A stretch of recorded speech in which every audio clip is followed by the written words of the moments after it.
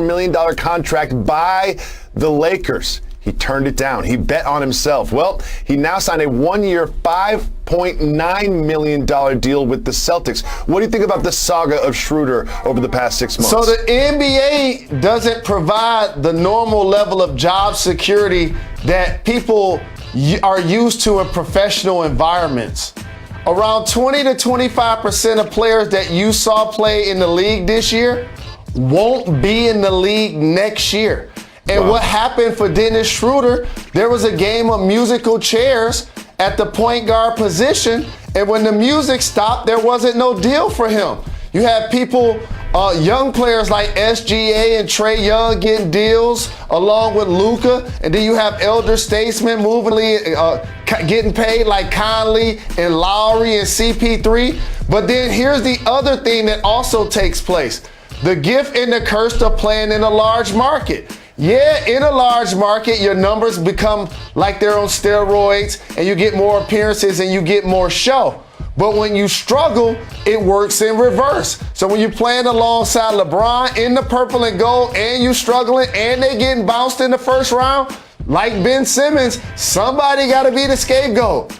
And Dennis Schroder ended up being that in this situation. I hate that he lost that bread initially. It's going to be good that he's with the Celtics. He's going to help them pick up their pace with Tatum along with Brown, and he'll eventually recoup that money. Jalen, last night we had a game in Summer League between the Rockets and the Pistons featuring Jalen Green and Cade Cunningham, and it did not disappoint. Here's what Jalen Green had to say after the game. But you've made it known that you felt like you're the best prospect in this draft. How big has your chip been playing here in Las Vegas? My chip been super big. It started at draft night when I got drafted number 2. I felt I was number 1. But, I mean, it's just the work I got to put in. I got to keep the chip on my shoulder from where I'm from. My family installed it into me, so I'm just keeping it better every day. Jalen, these two showed out last night. What did you think about the Jalen Green versus Cade Cunningham showdown? I just appreciate so very young in their careers that they understand the magnitude of the situation as number 1 and number 2 picks. They understand fans are there to watch them play. These games are being televised. Other NBA players, whether from other teams or on their current squads, are flying to Vegas to come show support and do workouts. But then the game starts and these dudes show up. That's what impresses me, because the difference so many times between making it to this level and succeeding at this level is constantly being able to bring it when it matters the most. And both of these guys are doing that so very young in their career. That's what's impressive to me. And it's Summer League, and I'm not going to overreact to a couple Summer League games, but each one of these athletes had these moments, like that pass right there, and then behind the back 3 that Cade had. They both had these moments where you're like, ooh, this is going to be special. Like, these two seem like a very...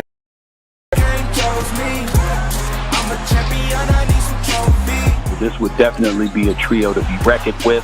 LeBron James delivering AD dynamite. Westbrook, he just doesn't stop. I'm a champion, I need some trophy. Russell Westbrook once said a Spalding basketball was his only friend, but sounds like things have changed. Take a listen to what Russ said at his introductory press conference for the Purple and Gold. AD and Bron are friends of mine first. And me being their teammate, my job is to come in and uplift them, and they do the same with me, vice versa. And as the season prolongs, we will figure it out. There will be ups, there will be downs, and that's normal. That's okay. But we will figure out how to play the best way that we want to play to be able to win a championship. Russ, AD, LeBron. It's a pretty strong big 3, if I do say so myself. But Max, is this the best big 3 that LeBron's played with? The answer is yes, it is. Yes, it is. And I will tell you why. LeBron played, let's look at his big 3s. LeBron played with Kyrie Irving and Kevin Love. Tell me who among them, other than LeBron, was ever a thought as an MVP of the league. Kyrie has never been thought of that way. No one's ever made the case. You know who should win MVP of the league this year? Kyrie Irving. Kevin Love has never been thought of that way. Neither one. Between Dwayne Wade and Chris Bosh on that big 3, at that point in their careers, Wade was still a great player, but not as great as he once had been. Wade was not perceived by anyone, nor did anyone make the argument in those 4 years in Miami. Dwayne Wade maybe is the MVP. No one even thought it. No one made the argument. And Chris Bosh is a great player, but also at no point in his career did someone look at Chris Bosh and say, 5-star player, meaning 4-star being an all-star, 5-star MVP. That didn't happen. However, this big three on the Lakers right now, LeBron's a multiple-time MVP, and when last seen healthy, I remember arguments a couple months ago, he's still the best player in basketball. He's the MVP of the league. AD, when healthy, absolutely performs at MVP level. And by the way, we saw it in the playoffs with LeBron. You could argue AD could have won Finals MVP, but he's had multiple seasons of double-digit rebounds and high 20 points and PERs among the greatest of all time. No one would argue that's an MVP caliber player. Now, Russell Westbrook. Is that the weak link here? Russell Westbrook? Russell Westbrook was a 30-point triple-double on average for the season. 30-point triple-double. Stephen A., he didn't start averaging 23 and 22 and 25 points because he couldn't still drop 30, 32 points. He did it because he's actually a team player. Look, Paul George, I need to get him the ball more, whatever. The point totals dropped. And because he's on a different team every year with different teammates, first half of the season, he's figuring it out. We're all like, look at that. Russell Westbrook's not as good as he used to be. But then he figures it out. And second half of the season, every single year we go, that dude's playing at MVP level. We said it this year, the year before, the year before that, the year before that. So yeah, LeBron James has never been on a team, ever, with even one other guy we look and go, that's an MVP caliber player. Now he's playing with two of those guys. And Stephen A., it's true even if they don't win the championship because they're playing in a league where another team has even more in the Brooklyn Nets. You're wrong, number one.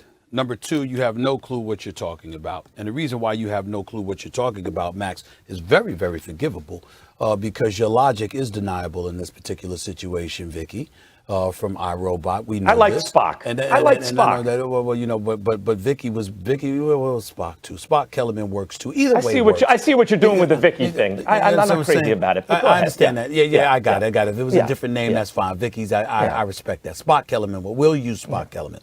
But the reason why I say you're wrong, Max, is because you're looking at just numbers and you're not taking into account the moments, my brother. You're not taking into account the moments, the environment, the ambiance. Max, you have no idea. I don't care what you saw on TV. I don't care what you've done on TV to cover the Miami Heat in the LeBron James era. Was something special. I mean, I'm just getting a little bit emotional right now. Just hold on, let me compose myself with this. This is some special stuff, man. Max, not one, not two, not three, not four. We all get that. We all get that with LeBron. LeBron, as you have publicly acknowledged, was in his prime with Miami. Yes, he was. He arrived there as a 26-year-old superstar, clearly en route to being the best on the planet at the time, right? He was there from age 26 to age 30. Chris Bosh is the same age as him, 26 to 30 years of age. He was, even though Chris Bosh stayed a couple of years longer than LeBron. And D Wade was 29, okay, averaging 25 a game. That first year, people were saying they were like the Beatles, man. Everybody, it was they were followed everywhere. I mean, they were just suffocated. I mean, it was crazy. All right. And LeBron James was just learning about winning. It's like when he went into that meeting and Pat Riley and them showed up to woo him to South Beach, even though him, Chris Bosh, and D Wade had already made the decision because Melo signed a 5-year deal with Denver a few years earlier that didn't give him an out in that third year. I always told you it was supposed to be Melo in Miami as a member of the Big Three, not Bosh, all right? But Melo messed that up, and that's a different story for another day. So it was Bosh, D Wade, and LeBron. And when you look at the pressure, when you look at the attention, when you look at the pariah that LeBron had become and how D-Wade had to sit next to him for every single press conference to be protective of him like that big brother, and for them to go out there and to win 58 games and go all the way to the finals and knock off Boston in order to do it and all of this other stuff. I mean, it was special. And so when you look at it from this perspective, we can't even